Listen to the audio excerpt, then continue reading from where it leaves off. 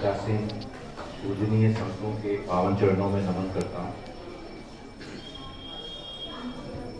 बसंत पंचमी के अवसर पर रघुनाथ मंदिर के इस सुंदर प्रांगण में उपस्थित सभी अतिथिगण, मंदिर प्रबंधक समिति, हमारे वरिष्ठ अधिकारीगण व अन्य सभी बंधु भगिनी को मेरा नमस्कार।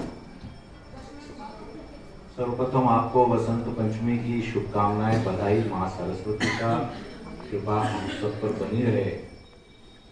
हम इसी तरह से राष्ट्र निर्माण के कार्य में जुटे रहें, यही कामना आप सबसे है।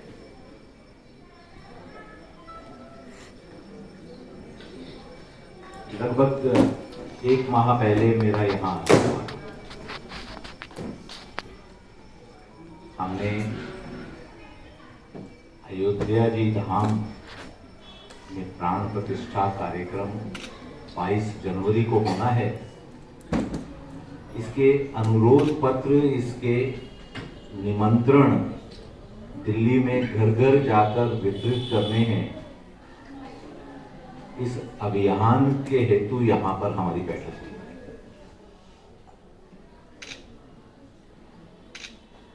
हम सबने मिलकर इस कार्य को अपने हाथ में लिया। इस अभियान का शुभारंभ हमने दिल्ली के अंदर प्राचीन वाल्मीकि आश्रम से किया था।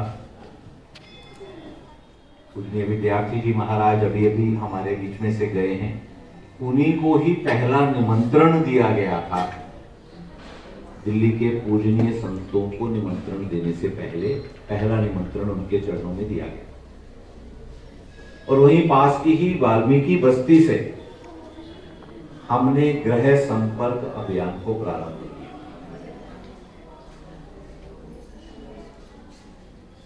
हमारी अपेक्षाओं से कहीं ज्यादा इस कार्यक्रम को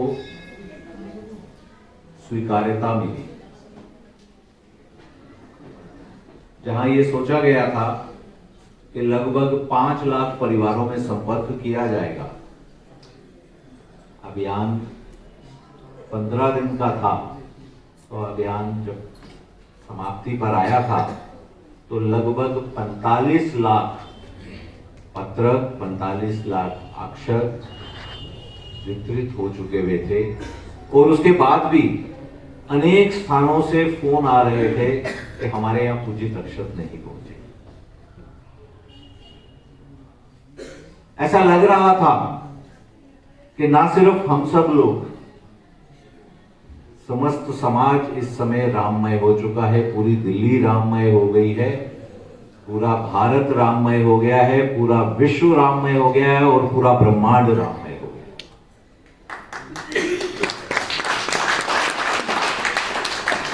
जैसा स्वामी जी ने भी बताया,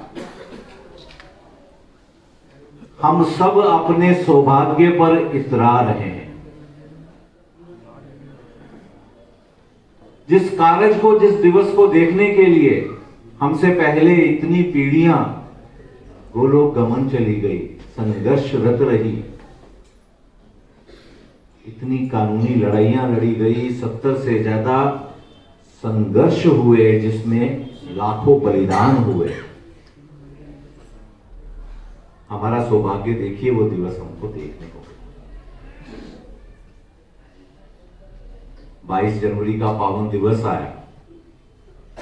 आप सबकी तरफ से मुझे उस पावन अवसर पर अयोध्या जी धाम में उपस्थित रहने का सौभाग्य मिला। प्रभु श्री राम की असीम कृपा हम पर है कि उन्होंने हम सबको अपने जीवन में ये सुंदर दिवस, सुंदर अवसर देखने का सौभाग्य प्रदान किया। और आज उनका भव्य विराट मंदिर, अपने कपाट हम सब के लिए खोल दिए हैं। हम सबको परिवार सहित बुला रहे हैं कि आओ मेरे बच्चों, परिवार सहित आकर दर्शन करो, आशीर्वाद प्राप्त करो। दिल्ली से हर रोज रेलगाड़ियां जा रही हैं।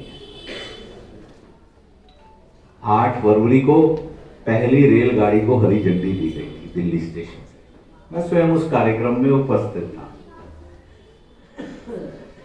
बड़े ही उत्साह से, उल्लास के साथ में उत्सव मनाते हुए दिल्ली से राम भक्त उस ट्रेन में निकले थे। प्रशासन ने विशेष व्यवस्था की थी। 16 नंबर प्लेटफॉर्म पूरा बुक कर दिया गया था हम राम भक्तों के लिए। राम भक्त अंदर प्लेटफॉर्म में आते थे, सबके पास सबको माला पहनाई जाती थी, तिलक लगाया जाता था, पुष्प वर्षा की जाती थी। रेलगाड़ियां तो बहुत हमने देखी है। हमने शिलान्यास शिला पूजन करने के बाद कार्यक्रम में गए थे, तब भी ऐसी रेलगाड़ियों में अयोध्या जी गए थे। हम कार सेवा करने के लिए जब निकले थे, तब भी इसी तरह से रेलगाड़ियों से ही निकले थे ना। हमें गाजियाबाद में ही रोक दिया गया, गाड़ियों से उतार दिया गया था। हमको छुप छुप के पहुंचना पड़ा था अयोध्या जी धाम। अयोध्या जी धाम पहुंचने के लिए रात को हम लोग किसी जगह पार करते थे एक गांव को, और दिन के समय सोते थे। इस तरह से करके कार सेवा हमने पूर्ण की। अगली कार सेवा आई थी, कहा गया था कि परिंदा भी पर नहीं मारेगा, और इसको करने के लिए सैकड़ों बलिदान देने पड़े थे। पर कार सेवा तो हमने की थी। तो रेलगाड़ियां तो बड़ी हमने सफर की थी, पर ऐसा आतिथ्य, ऐसा स्वागत आज तक नहीं देखा था। राम भक्तों को यह स्वागत देखने का अवसर नहीं मिला। मैं इसको देख रहा था और साथ में ही देखते हुए ये ध्यान आ रहा था कि ये जो प्रशासन बैठा हुआ है, इस स्टेशन मास्टर को बोलेंगे, भाई स्टेशन मास्टर साहब, आपका स्वागत, आपका सत्कार हमें भा गया है, तैयारी करो। अब अगली रेलगाड़ी हमने ज्ञानवापी लेके जानी है, और उसके बाद में मथुरा की बारी। समाज जाग गया है।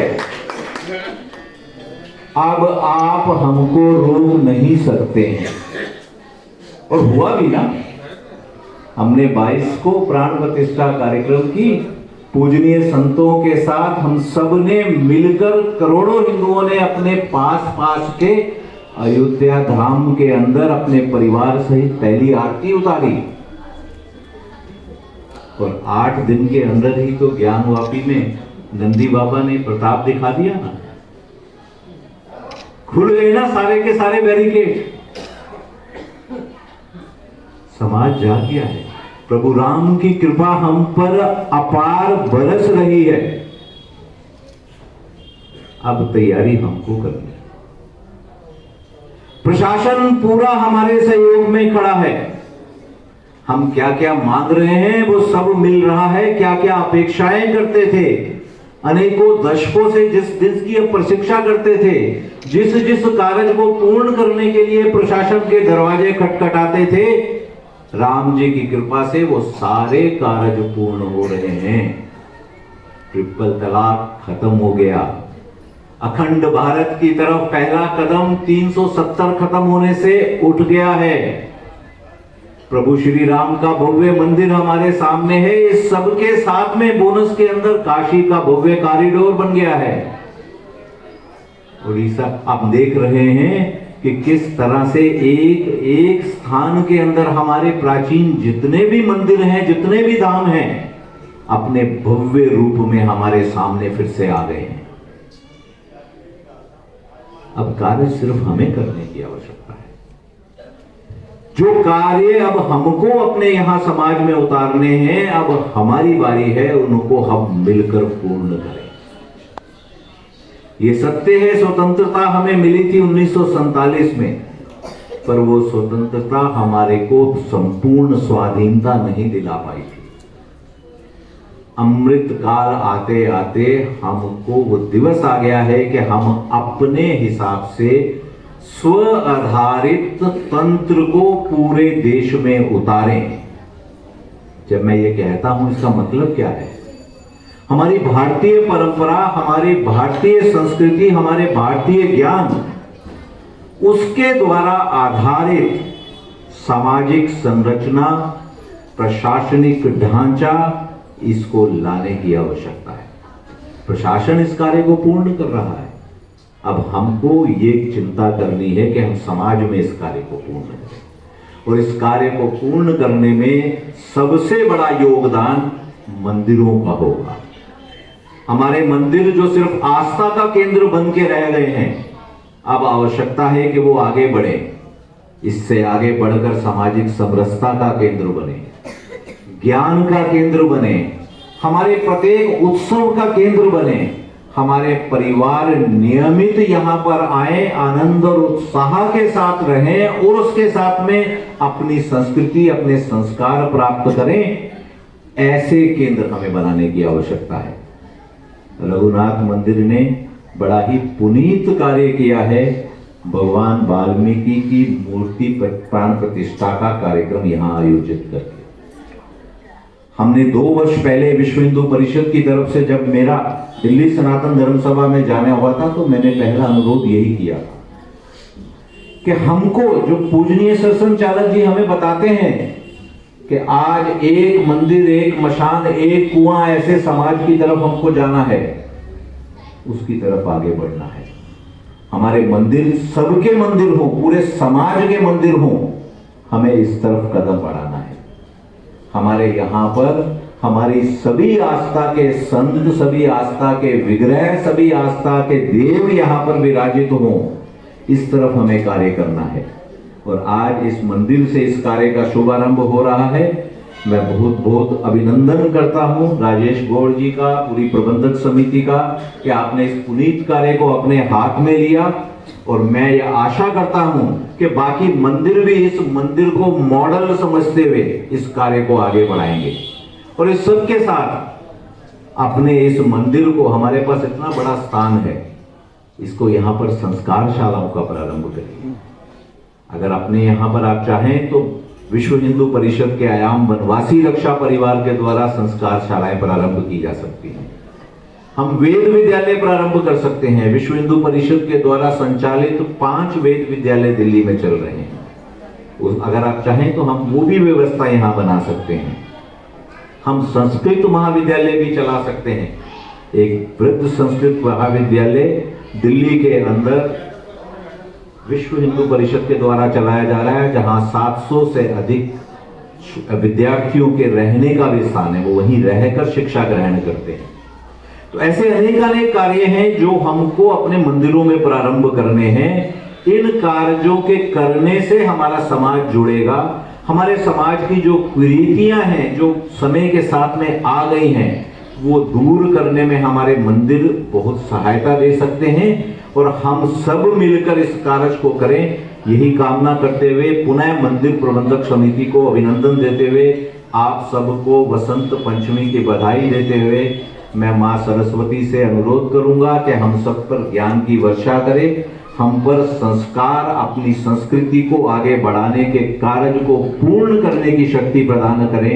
ऐसा कहकर मैं अपनी वाणी को विराम देता हूं। जय श्री राम, जय श्री राम। धन्यवाद।